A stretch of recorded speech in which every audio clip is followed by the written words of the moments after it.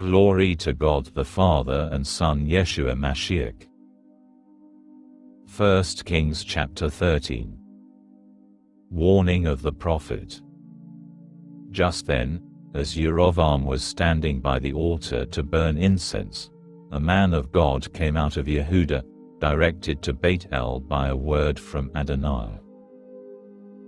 And by the word from Adonai he cried out against the altar, "Altar, altar, here is what Adonai says, a son will be born to the house of David.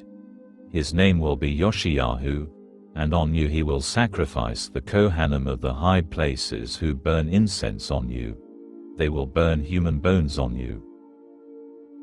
That same day he also gave a sign. Here is the sign which Adonai has decreed. The altar will be split apart. The ashes on it will be scattered about. When the king heard what the man of God said, how he denounced the altar in Beit El, Yerovam took his hand away from the altar and said, "Seize him." But his hand, the one he had stretched out against him, shriveled up, so that he could not draw it back to himself. Also the altar was split apart, and the ashes scattered from the altar, according to the sign which the man of God had given by the word of Adonai. The king then responded to the man of God, "Ask now the favor of Adonai your God," he said, "and pray for me, that my hand will be restored to me." The man of God prayed to Adonai, and the king's hand was restored to him and became as it had been before. The sin of the prophet. The king then said to the man of God, "Come home with me, and refresh yourself, and I will give you a reward." But the man of God replied to the king, "Even if you give me half your household, I will not accept your hospitality, nor will I eat food or drink water in this place. For this is the order I received through the word of Adonai: don't eat food or drink water, and don't return by the road you took when you came." So he went another way and did not return by the road by which he had come to Beit El.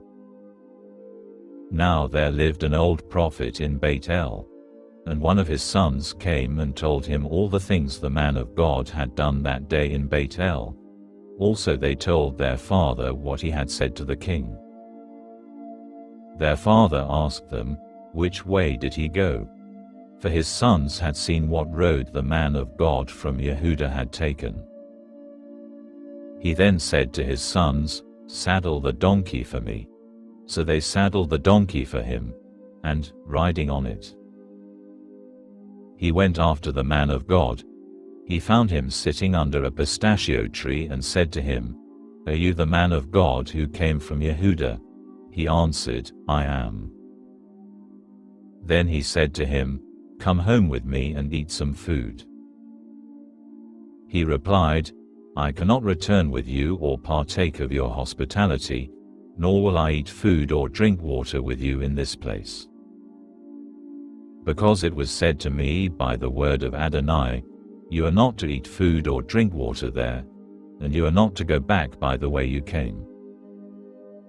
The other said to him, "I too am a prophet, just like you.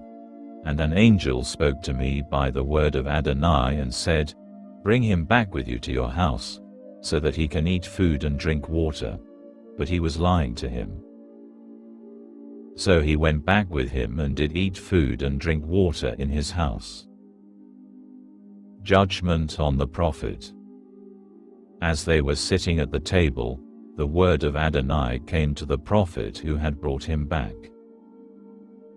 And he cried to the man of God who had come from Yehuda, "Here is what Adonai says. Since you rebelled against the word of Adonai and didn't obey the mitzvah Adonai your God gave you, but came back and ate food and drank water in the place where he warned you not to eat food or drink water, your corpse will not arrive at the tomb of your ancestors." After he had eaten food and drunk, he saddled the donkey for the prophet he had brought back. But after he had gone, a lion encountered the man of God on the road and killed him. His corpse lay there in the road, with the donkey and the lion standing next to it.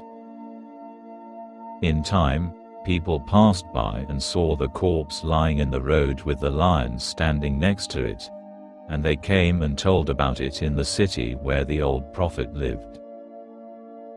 When the prophet who had brought him back from the road heard about it, he said, "It is the man of God who rebelled against the word of Adonai. This is why Adonai handed him over to the lion to tear him to pieces and kill him, in keeping with the word Adonai spoke to him." To his sons he said, "Saddle the donkey for me," and they saddled it. He went and found his corpse lying in the road, with the donkey and the lion standing next to the corpse. The lion had neither eaten the corpse nor attacked the donkey. The prophet picked up the corpse of the man of God, laid it on the donkey and brought it back to the city where he lived, to mourn and bury him. He laid the corpse in his own burial cave, and they mourned him, "Oh, my brother." After burying him, he said to his sons, "When I die, put me in the burial cave where the man of God is buried. Lay my bones next to his bones." For the thing he cried by the word of Adonai against the altar in Beit El and against all the temples on the high places near the cities of Shomron will surely happen. Jeroboam continues in his sin. After this, Yerovam did not turn back from his evil way, but continued appointing Kohanim for the high places from among all the people. He consecrated anyone who wanted to be a Kohen of the high places. This brought sin to the house of Yerovam that would eventually cut it off and destroy it from the face of the earth.